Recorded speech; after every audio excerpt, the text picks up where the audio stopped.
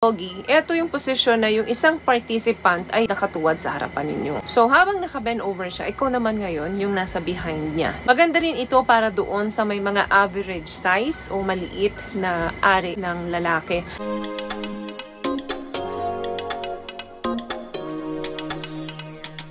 And for today's video is another concern video po. Ang sabi niya is, Hi Ma'am Cheryl, paano po masasarapan ang babae tuwing makikipag sa atin?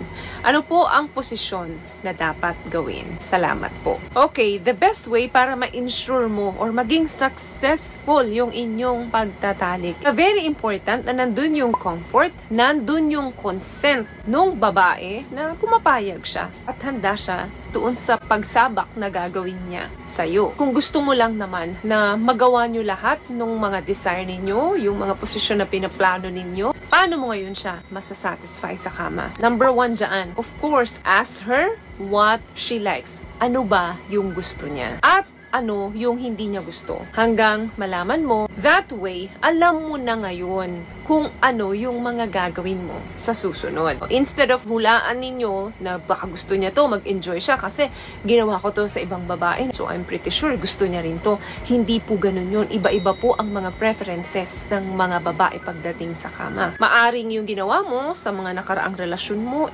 siyahan yung babae. But this time, hindi pala. So very important na malaman mo what turns her on. Number 2, of course, nalaman mo na, no? Mag-start ka sa halik. Ano ba siya unang hahalikan? Siyempre, sa labi. I-surprise mo siya with some sexy lines. Habang hinahalikan mo siya, nagsasalita ka. So, dapat mabango yung hininga mo dito. Kasi, face-to-face kayong nag-uusap. Sobrang magkalapit kayo neto. Pag-usapan niyo yung mga sexual fantasies niya. Habang pinag-uusapan niyo yun, humahalik ka pa rin sa kanya. At tinitingnan mo siya sa mga mata niya. Kiss and talk ang tawag doon. Ang mga kababaihan kasi, merong active imagination yan at nagre-rely yan sa kanilang feelings more than visual appearance. Grabe ang imagination ng mga babae kapag ipinikit na nila ang mga mata nila. Hindi katulad ninyong mga lalaki. Kailangan bukas ang mga mata ninyo kasi visual creatures ang karamihan sa mga kalalakihan kaya dapat nakikita nila. The best way para ma-turn on ang babae at masatisfy siya is to kiss her. So, gusto ng mga kababaihan na hinahalikan sila sa kanilang neck, sa labi, sa katawan nila, the more, the merrier. Number 3,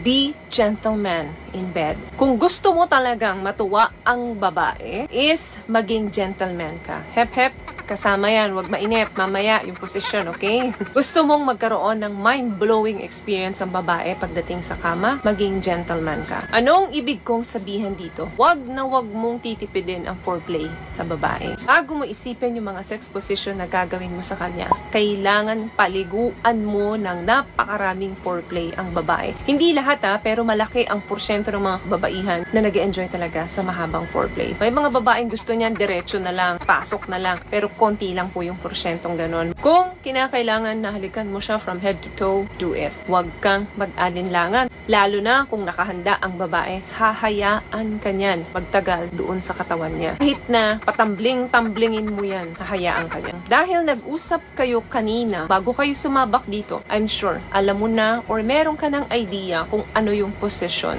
na gustong-gusto niya. Huwag na huwag ka magstay sa isang position lang. Maraming mga kababaihan na gusto nila ng papalit-palit ng posisyon. Maraming babae na gusto ng ganitong posisyon. Number 1, cowgirl. Anong posisyon to? Ito yung nasa top, yung babae at yung lalaki ay yung nakahiga. Para siyang nakasakay sa'yo. Of course, nandun siya sa ibabaw ng junjun mo. So, siya ang nagdadrive doon. Kung gaano kalalim, kung gaano kababaw, kung papunta sa left or right. So, front and back, siya ang nagdadrive. Dahil siya ang may control dito. Sitting pretty ka ngayon, di ba? Gusto mo yan. Sabi ng mga study patungkol sa science, yung ganitong mga posisyon, ito yung madaling posisyon para makatapos ang babae. Kasi pwedeng nakaharap ang babae sa'yo, pwede rin naman naka-reverse, nakatalikod naman. But still, cowgirl position pa rin yan. Another position, doggy stand. Yung doggy, ito yung position na yung isang participant nakatuwad sa harapan ninyo. So, habang naka-bend over siya, ikaw naman ngayon yung nasa behind niya. Ka-ready na anytime papasok ka doon sa kanyang kuweba. Yun nga lang, ang disadvantage dito, hindi mo nakikita yung partner mo kasi yung mukha niya nakasubsob doon sa bed ninyo. Maganda rin ito ito para doon sa may mga average size o maliit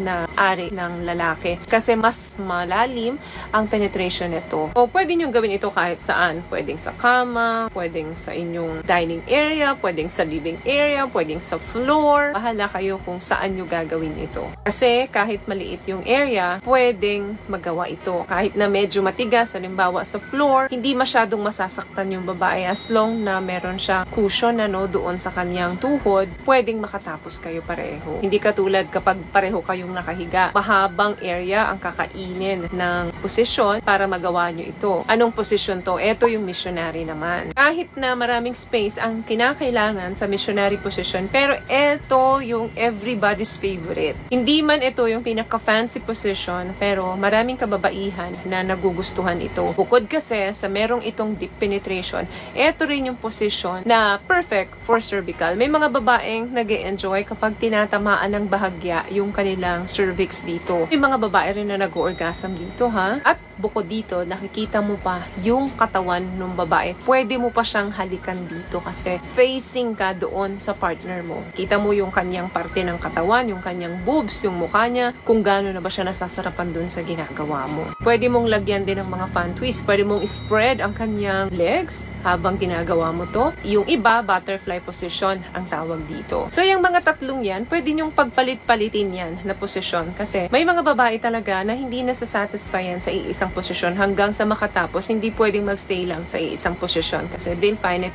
boring naman dun sa iba. Importante na mag-usap muna kayo ng maayos at malambing bago kayo mag-umpisa para alam na ninyo, may hint na kayo kung ano yung mga magugustuhan ng partner ninyo. Both sides yun. Kesa doon sa hinuhulaan ninyo na kung ano yung gusto ng partner ninyo. Importanteng malaman talaga ninyo ito para maging successful yung pagtatalik ninyo. So yun lamang guys ang video natin for today. I hope nakapagbigay po ako ng tips at kung nagustuhan nyo po ating video, please give it a thumbs up, comment down below, and also share this video rin po sa mga kaibigan na sa tingin nyo matutulungan ng video natin. Once again, palagi po kayong mag-iingat at palagi po kayong manalangin.